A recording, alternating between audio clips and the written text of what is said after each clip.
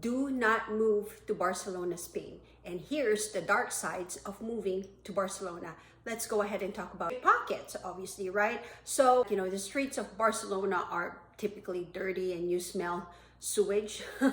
And it's because they don't do street cleaning on the streets like we do here in America. It is a lovely place. Don't get me wrong. There's so many beautiful attractions that you can visit. As if you don't know me yet, my name is Sigrid. You may call me Ziggy. I talk about luxury, travel, finance, and minimalism in this channel.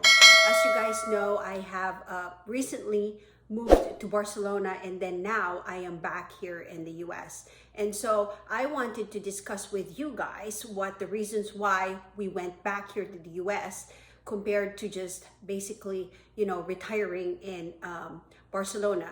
So originally the plan was we were going to retire in Barcelona, and then, we had an apartment there, and we were on a non-lucrative visa, and I thought that everything, that we thought of would be really wonderful turned out to really not be as wonderful.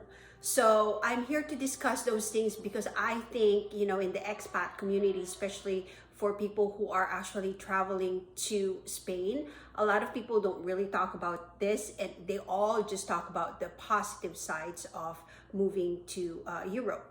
But I am here to share my experience with you guys and real expectations versus the glam side or the nice fun stuff that you think it is.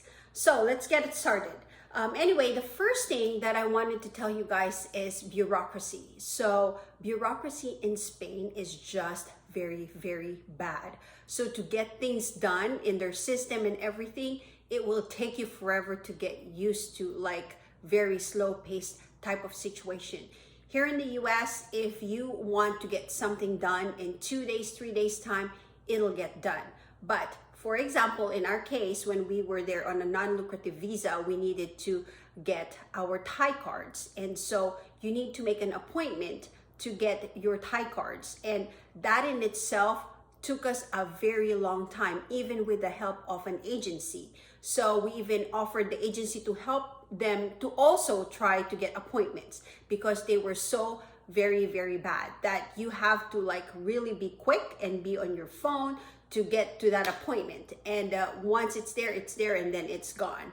That's just how difficult it is. And people who are trying to get these Thai cards, typically, they don't really get it within the 3 months that it's actually allowed for you to get it, but rather some other people are getting it even, closer to like 6 months just because of, the process of getting the appointment is just very difficult. That's one. And then number two, that's also very hard that not a lot of expats really talk about is that, beautiful Spain and Barcelona is absolutely wonderful, but then what they don't talk about are the streets. The streets are really dirty and filthy, and they are not as street cleaned here in the US, and so you will see like a lot of stinky smell so to speak, and all that stuff. But obviously you guys, I don't want you to think that I am also thrashing Barcelona just because it didn't work out for us, right? Obviously, these are the reasons that are also, I know that it didn't work out for us, but I also want to share these experiences. But obviously, these are the things that you will encounter if you go there, right? Of course, there's a lot of people smoking everywhere. So if you are used to an environment where, when you're in the restaurants and there's no smoking allowed here in the US, obviously, there's no smoking allowed. But there, typically, there's smoking everywhere. So that's a negative side if you're not a smoker. And so, you might not want that environment. And then also, the fourth thing that I could think about is pickpockets, obviously, right? So I found myself that whenever we travel to anywhere else, especially on public transportation, that you're always on the lookout for your phone, for your bag, and kind of like, looking at your shoulders left and right because there's just very rampant pickpockets. And so, you kind of just get jitty about it, and you don't have that comfort level of like just walking the streets without not having someone probably pickpocketing you, that kind of thing. And yeah, that's another thing to also look out for. 5 is probably the culture. So we as Americans, I'm American, right? So you're used to some certain culture in a way where it's different in Spain. And obviously a lot of people will say that, well, you should adapt to their culture because you are basically in their country. And that's exactly what we did. We actually integrated ourselves by learning a whole lot of Spanish, and talking to the locals, talking to the people who was actually, selling us meat in the meat store, Spanish, that kind of thing. So integrating with their culture is also another thing. It's very difficult. And I think not a lot of people talk about this too as well. They go there and say, you know what, it's easy, you go there, it's a different country, but obviously everything else is different. And so when you're used to something here in the US, you're not going to see that obviously in Spain because it's a different country, right? I actually and honestly wanted to try living the European lifestyle where you just basically, don't have a car and just go to public transportation because their trains are very, very efficient. Their transportation is so efficient. Their buses, everything, they're very efficient compared to America. So that's one good positive thing about living in Barcelona. Everything else is just connected, and there's easy access to everything through public transportation. All the while, here in the Bay Area where I live, the only train station that I know of is the BART. I mean, it's efficient to get you to some places, but not all of them. And obviously you still need a car. So that's one thing that is a positive side in moving to Barcelona. However, again, this is again a personal thing, and also it's something about knowing yourself as well, what you want and what you don't want. But I just realized that I actually like the privacy of being in my own car, even though I love the idea of just walking. When we were in Barcelona, our apartment was by Sagrada Familia. So you can walk to Sagrada Familia 7 minutes away, and you can just kind of go around and everything without not having a car. And then also going to, Passeig de Gracia, where you go shop, for luxury items, Louis Vuitton, Chanel, Hermes, that kind of thing. It's easy to get to and from because there's public transportation. Unlike here in the US, you do have to drive.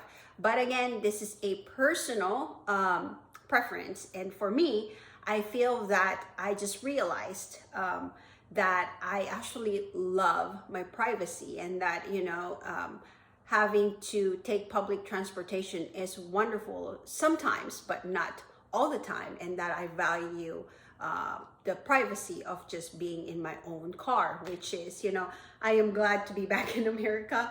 And I haven't driven for like the past 6 months, but we got our car back. And so I am very happy about that. So anyway, I think those are really, some of the dark sides of moving to Spain that not a lot of people also really talk about. And I think the last thing that I wanted to also point out is real estate.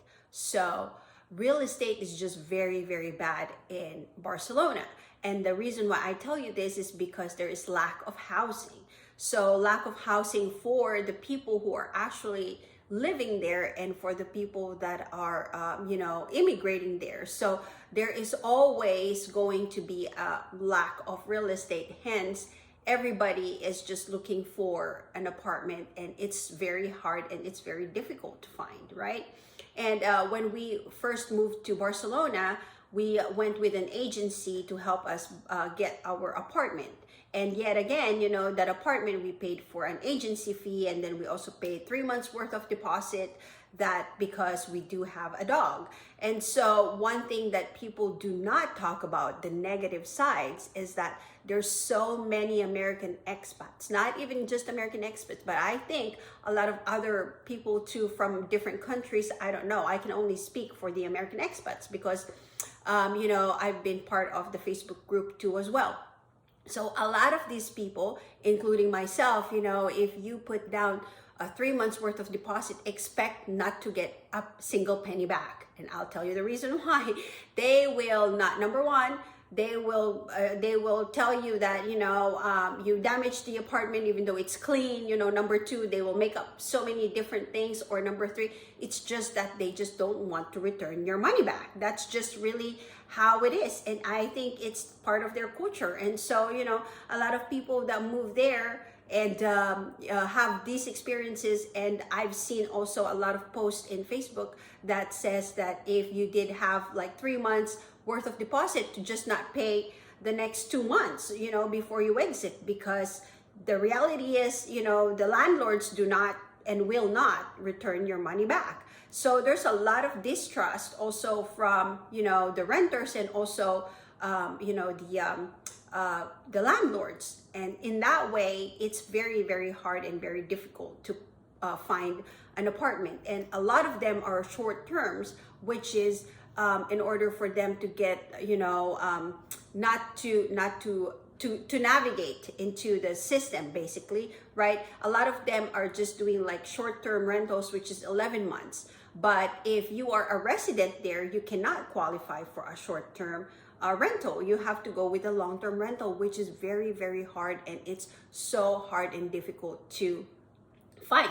And for this reason, you know, I am telling you based on experience right now that we try to look for long-term apartments that would obviously, you know, match our budget, and also be able to take our dog and all this kind of good stuff. But it was very difficult that in such a way, I told my husband, you know what, why don't we just go back to America? I think Spain isn't really working out for us, and so we moved back here in the US. So I'm sure a lot of people will say, well, you didn't, you know, do your research, you didn't do all this stuff, yada yada, before you went there, and so now you're complaining that there's not a lot of, you know, real estate going on, and that it's very difficult to get it. Actually, I did know about all this stuff. It's just that I did not anticipate that it was as difficult as it is. So anyway, there's a lot of things really, you know, that distrust from, again, you know, the landlords versus, you know, the renters, and then short-term rentals and all that stuff. I think that Spain has really, really bad issues when it comes to real estate that they do need to fix. So anyway, being a resident of Barcelona also is that one more thing that people do not really talk about is when you're a resident there and you move through EU, you only have and are only allowed 90 days within EU out of the 180, which as Americans, we actually already have that benefit. So if you want to go to Europe, you can stay in 90 days in Europe and out of the 180 days or 6 months. So at first I didn't know that, right? So I thought that if you were a resident, you can, you know, go in and out of any European country at any time, but apparently not. So that's another negative of just being a resident, I suppose, to if you were a citizen. So keep that in mind. So anyway, you know, for us, we traveled to different countries. I have mentioned to you guys, right? We went to France, Italy, Switzerland, Monaco, 4 countries that we visited. And I feel like, you know, being able to travel within just a restraint of 90 days is really not working out. And I can do that anyway, even though I'm here in the US. So it didn't really make sense for us to stay in Spain. So those are really the things that I wanted to talk about. And one last thing is, the one thing that people do miss about is taxes. Taxes in Spain is actually a lot more expensive than here in the US. So if you are moving there, there's wealth tax, that's number one, which is really, really high.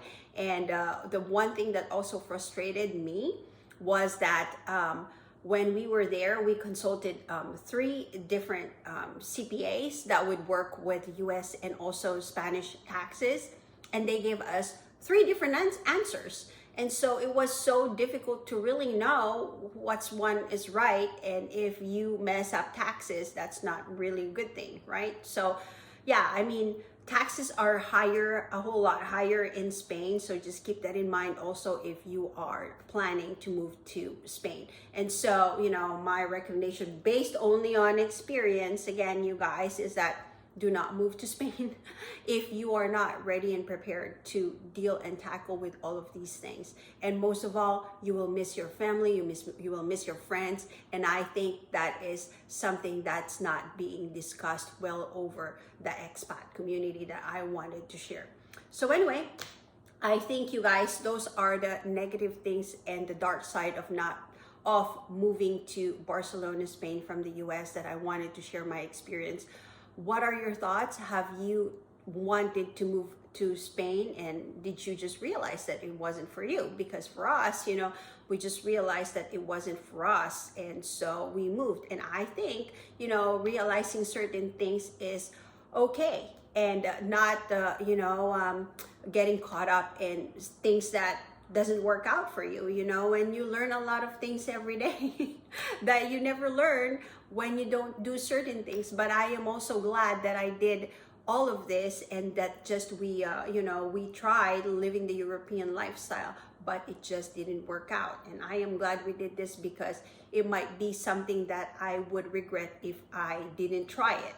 So that is all really, folks, that I could think about right now, just about all of the negative things that you could imagine, you know, if you are trying to move to Barcelona, Spain. But yet again, Barcelona is such a beautiful country. It is a lovely place. Don't get me wrong, you know, there's so many beautiful attractions that you can visit, and there's just so many beautiful things that you can do in Spain. Their lifestyles there are so much more relaxed than here in the US. You know, there's healthier food and healthier lifestyle through biking and also walking around the streets without not having a car. I think those are really the positive things. And I think the Spanish people and the Spanish culture have really good family ties with each other. And it's a beautiful country, right? But again, it's not for us. And still, you know, in my heart, I am still an American, and I still love America. That's really the truth, right? And so I wanted to share this experience with you guys. I hope that it helps you if you are ever wanting to move to Spain, or in Barcelona at least, where we stay. So again, you guys, my name is Sigrid. You may call me Ziggy. I talk about luxury, travel, finance, and minimalism in this channel. Please do check out some of my other videos, and I'll be uploading more videos because now I am back to the USA. Thanks everybody for watching, and until next time, I'll talk to you later. Bye for now.